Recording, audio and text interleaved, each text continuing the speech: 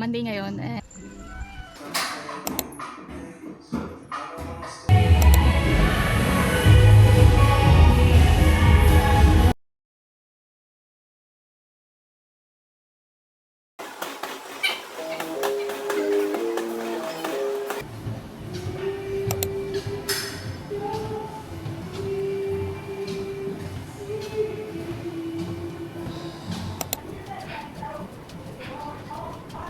We are at home now.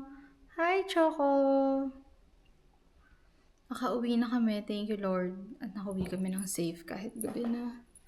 Madilim sa mga dinadaanan namin. So, parang more than 1 hour lang kami nag-gym. Tapos umuwi na rin kami kasi may meeting pa ako bukas ng umaga. 4 a.m. Kailangan ko gumising ng 4 a.m. So, ngayon ay 11:30 na.